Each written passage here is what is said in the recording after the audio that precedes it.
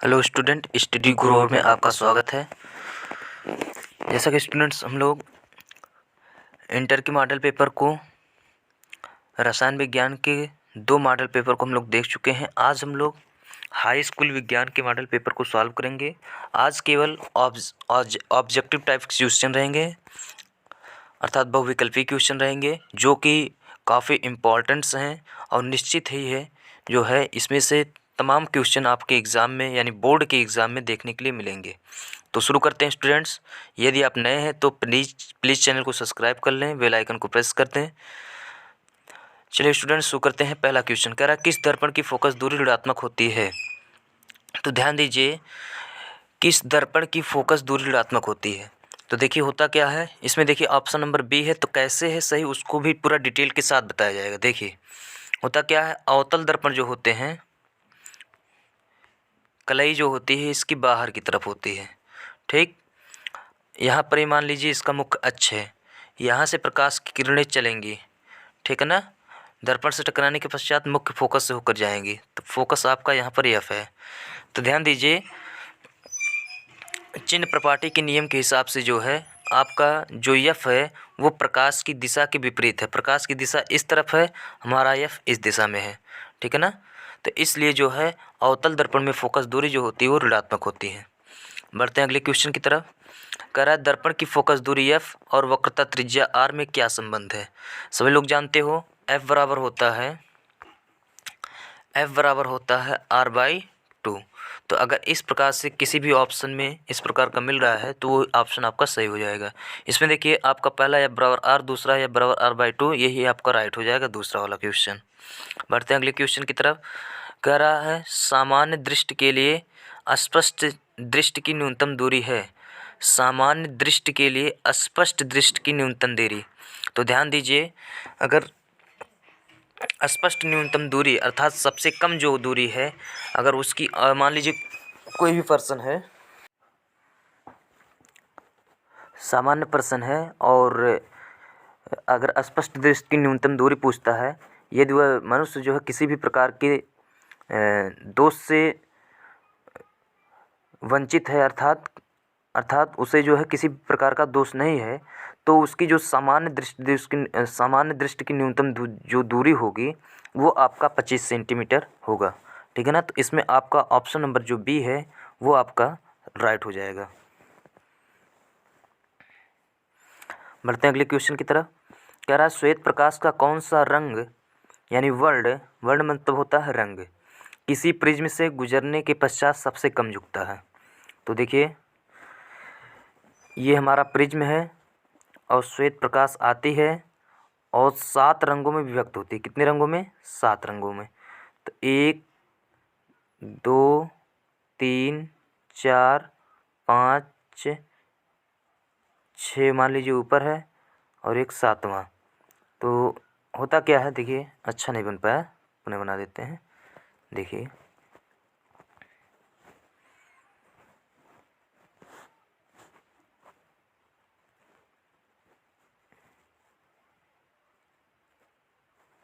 एक 2 3 4 5 6 7, ठीक है ना। मान लीजिए ये हमारा श्वेत प्रकाश है।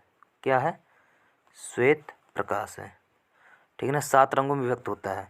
अब देखिए रेड जो होता है वो सबसे ऊपर होता है और जो बैगनी यानी विबजोर अर्थात वी जो है सबसे नीचे होता है, अर्थात बैगनी जो होता है सबसे नीचे होता है। तो कह रहा है सबसे कम कौन झुकता है? तो देखिए सबसे अधिक जो हमारा वायलेट झुका है अर्थात बैगनी झुका है, और सबसे कम जो होता है वो रेड झुकता है, अर्थात आपका ऑप्शन नंबर जो सी है अर्थात जिसमें लाल लिखा है वो आपका सही हो जाएगा। बढ़ते हैं अगले क्वेश्चन की तरफ। कह रहा है, मानव आँख की रेटिना द्वारा बनाई गई छवि होती है।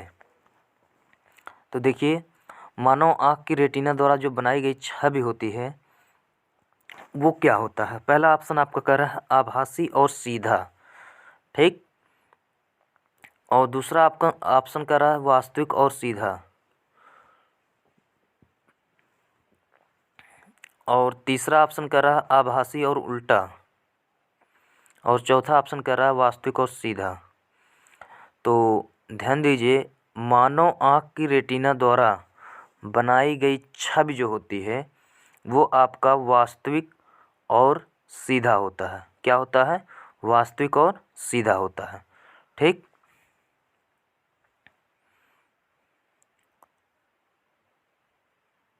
आपका जो ऑप्शन नंबर जो बी है वो आपका राइट हो जाएगा। देखिए होता क्या है कि रेटिना के पीत बिंदु पर पहले तो क्या नाम है, रेटिना के पीत बिंदु पर हम लोग जान लेते हैं कि जो फिगर होता है वो सबसे अच्छा बनता है।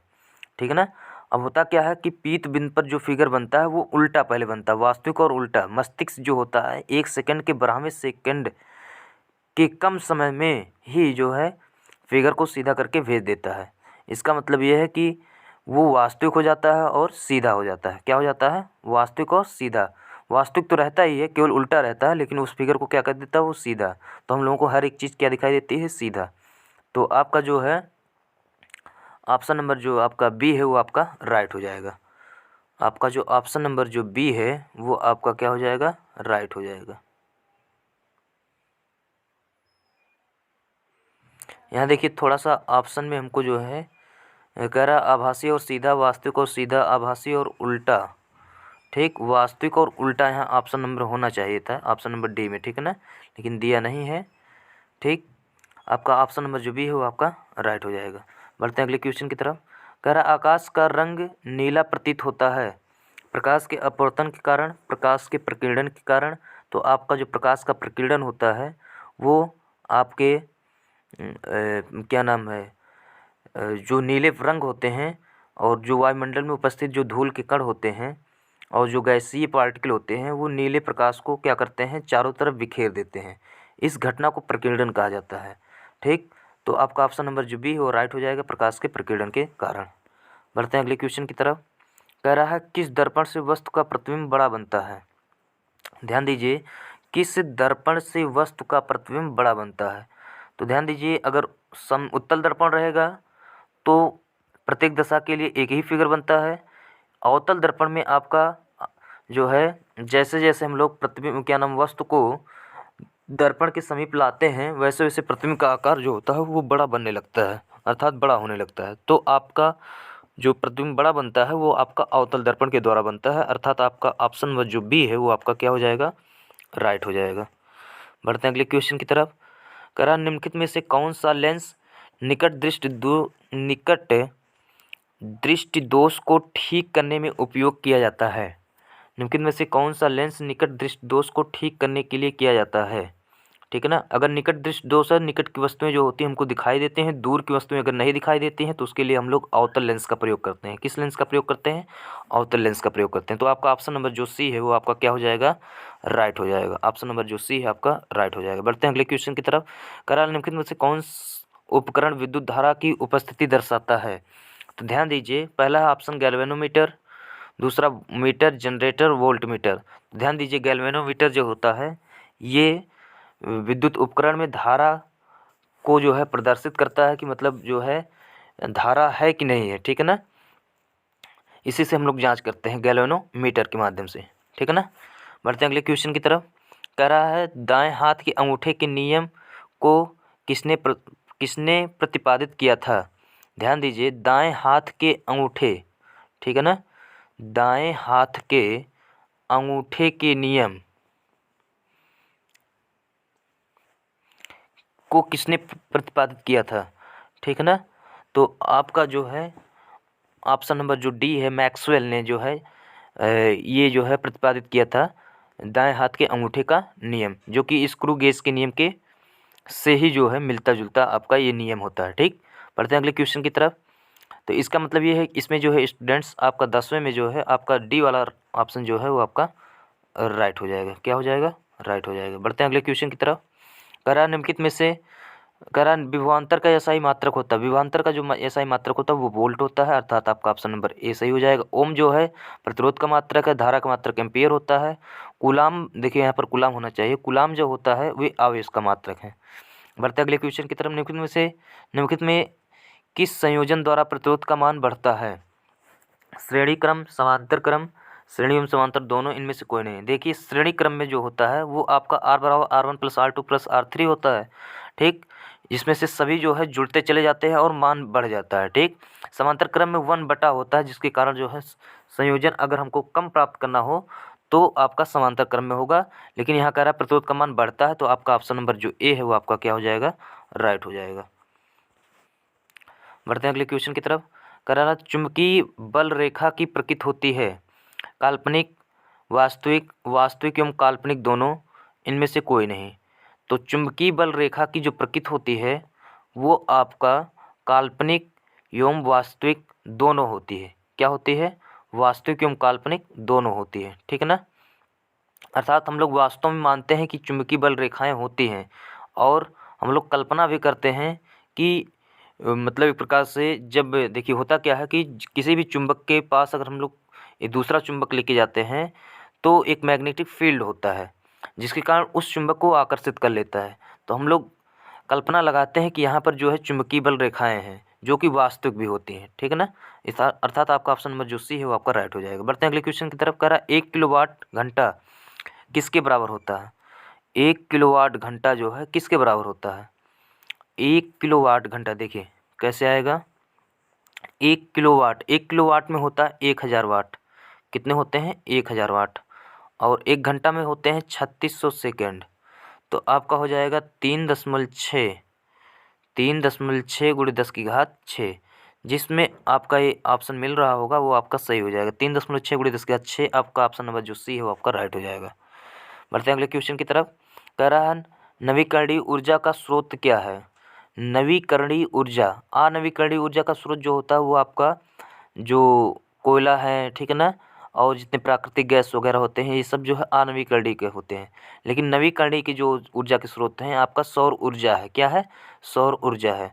नाभिकीय ऊर्जा भी आपका अनवीकरणीय के अंतर्गत आता है, लेकिन सौर ऊर्जा जो होता है ये आपका नवीकरणीय ऊर्जा के स्रोत के अंतर्गत आता है। सौर ऊर्जा हो गया, ठीक है ना, पवन चक्की हो गई, ठीक है ना, ये जो है आपके नवीकरणीय ऊर्जा के स्रोत माने जाते हैं। बढ़ते हैं अगले क्वेश्चन की तरफ। कह रहा है निम्नलिखित में से कौन सा लेंस अपसारी लेंस भी कहा जाता है। निम्नलिखित में से कौन सा लेंस अपसारी लेंस भी कहा जाता है। अवतल लेंस, उत्तल लेंस, और अपसारी का मतलब होता है फैलना, तो आपका अवतल लेंस हो जाएगा, अर्थात आपका ऑप्शन नंबर ए जो है राइट हो जाएगा। 16वां का ऑप्शन नंबर ए राइट हो जाएगा। बढ़ते हैं अगले क्वेश्चन की तरफ।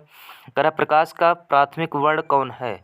तो ध्यान दीजिए, प्रकाश का प्राथमिक वर्ण अर्थात प्रथम रंग कौन है। लाल, नीला, हरा, ये तीनों होते हैं प्राथमिक, द्वितीयक नहीं माने जाते हैं, प्राथमिक माने जाते हैं। लाल, नीला और हरा, अर्थात आपका उपरोक्त सभी हो जाएगा। ऑप्शन नंबर डी जो है आपका सही हो जाएगा। बढ़ते हैं अगले क्वेश्चन की तरफ। निम्नलिखित में से कौन लेंस का रंगीन भाग होता है। Cornea, प्यूपिल, retina, iris. और आइरिस जो होता है वो आपका रंगीन भाग होता है जिसके कारण आँख के रंग को डिसाइड करता है आइरिस आपका। बढ़ते हैं अगले क्वेश्चन की तरफ। 1 HP बराबर होता है 746 वाट। आपका ऑप्शन नंबर ए जो है आपका राइट हो जाएगा। बढ़ते हैं अगले क्वेश्चन की तरफ। कह रहा है विशालक अर्थात शीशा मैग्नीफाइंग ग्लास होता है। मैग्नीफाइंग अर्थात उसको जो है बड़ा करने के लिए जो है उसमें कौन सा लेंस प्रयोग किया जाता है, अर्थात जो इमेज को बड़ा ताकि वो देख सके, तो आपका उत्तल लेंस हो जाएगा। आपका ऑप्शन नंबर जो भी हो आपका राइट हो जाएगा। बढ़ते हैं अगले क्वेश्चन की तरफ। कर रहा है जब किसी चालक तार से विद्युत धारा प्रवाहित होती है तो गतिशील कण, यदि कोई चालक तार है तो विद्युत धारा अगर उसमें प्रवाहित हो रही है तो उसमें जो है गतिशील कण जो होगा आपका इलेक्ट्रॉन होता है। क्या होता है, इलेक्ट्रॉन। इलेक्ट्रॉन के मूविंग के कारण जो है अर्थात गति करने के कारण जो होता है आवेश उत्पन्न होता है। ठीक है ना। बढ़ते हैं अगले क्वेश्चन की तरफ। कह रहा है एम्पीयर घंटा मात्रक होता है। एम्पीयर घंटा जो होता है आपका आवेश का मात्रक, क्योंकि एम्पीयर पहले आपका जुड़ा हुआ है। ठीक है ना। बढ़ते हैं अगले क्वेश्चन की तरफ। कह रहे हैं निम्नलिखित में से कौन सा मात्रक वाट के बराबर होता है। वाट के बराबर होता है। तो देखिए होता क्या है, P बराबर होता है W/T। क्या होता है, P बराबर होता है W/T। W का मात्रक जो होता है जूल होता है और समय का मात्रक सेकंड होता है। तो जूल पर सेकंड आपका ऑप्शन नंबर ए जो है राइट हो जाएगा। बढ़ते हैं अगले क्वेश्चन की तरफ। कह रहा है विद्युत धारा का मात्रक होता है, विद्युत धारा का मात्रक एम्पियर होता है। बढ़ते हैं अगले क्वेश्चन की तरफ। आपका ऑप्शन नंबर विद्युत धारा का मात्रक एम्पियर, आपका ऑप्शन नंबर ए सही हो जाएगा। बढ़ते हैं अगले क्वेश्चन। ग्लोबल वार्मिंग के लिए उत्तरदायी गैस है आपका जो है पहला है O2, दूसरा है NH3, तीसरा है CO2, आपका N2। ठीक है ना। ग्लोबल वार्मिंग के लिए उत्तरदायी जो गैस होती है आपका CO2 होता है, अर्थात कार्बन डाइऑक्साइड। इसमें आपका ऑप्शन गलत दिया गया है। ठीक है ना। देखिए इसमें जो है कार्बन डाइऑक्साइड जो होता है ग्लोबल वार्मिंग के लिए उत्तरदायी माना जाता है, ऑक्सीजन नहीं माना जाता। बढ़ते हैं अगले क्वेश्चन की तरफ। कह रहा है शरीर में भोजन का पाचन किस प्रकार की अभिक्रिया है? उपचयन, संयोजन, विस्थापन, अपचयन। तो आपका जो है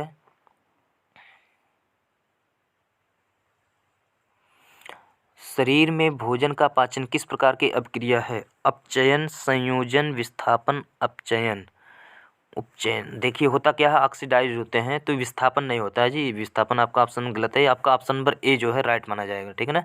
क्योंकि भोजन का ऑक्सीकरण होता है, जितने भी न्यूट्रिएंट्स होते हैं उसके ऑक्सीडेशन के फलस्वरूप जो होते हैं वो एनर्जी प्राप्त भी होती है। आपका ऑप्शन नंबर जो है ए जो है राइट हो जाएगा। बढ़ते हैं अगले क्वेश्चन की तरफ। करा कली चूना पर जब जल डाला जाता है तो अपक्रिया होती है। ध्यान दीजिए, कोई भी चूना होगा जब उस पर अपक्रिया मतलब जल गिराएंगे तो उष्मा क्षेपी होती है, अर्थात चूने से जो है वाष्प निकलते हैं, अर्थात गर्म हो जाता है चूना, अर्थात उसमें से उष्मा निकलती है। आपका ऑप्शन नंबर ए जो है राइट हो जाएगा। बढ़ते हैं अगले क्वेश्चन की तरफ। करा निम्नलिखित में से कौन सा अधिक क्रियाशील है? सबसे अधिक क्रियाशील है Cu, Hg, Ag, Cu। तो आपका जो कॉपर होता है इन तीनों की अपेक्षा जो होगा वो सबसे अधिक अभिक्रियाशील होगा, क्योंकि विद्युत रासायनिक श्रेणी में आपका कॉपर जो होता है वो ऊपर आता है, अर्थात अधिक सक्रिय होता है इन तीनों से। बढ़ते हैं अगले क्वेश्चन की तरफ। 29 क्वेश्चन जो कि कह रहा है चूना जल का रासायनिक सूत्र होता है CaOH का होल ट्वाइस। आपका ऑप्शन नंबर जो डी है आपका सही हो जाएगा, ठीक है ना। ये इसे जो है बुझा हुआ चूना भी कहते हैं, और केवल अगर चूना का सूत्र पूछता है तो कैल्शियम ऑक्साइड अर्थात CaO हो जाएगा। बढ़ते हैं अगले क्वेश्चन की तरफ। कह रहा है कोई विलेन लाल लिटमस को नीला कर देता है तो उसका pH मान होगा।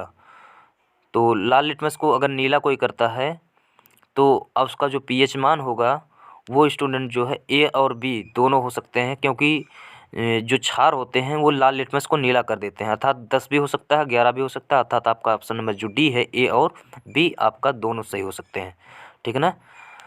तो स्टूडेंट्स आज के लिए इतना ही, फिर मिलते हैं नेक्स्ट वीडियो के साथ। जो कि देखिए ये आपका जितना आपको कराया गया है इसमें से समझिए लगभग जो है आपके फिजिक्स से और केमिस्ट्री के क्वेश्चन जो है निश्चित तौर पे मिल जाएंगे, इससे बाहर नहीं आएगा, ठीक है ना।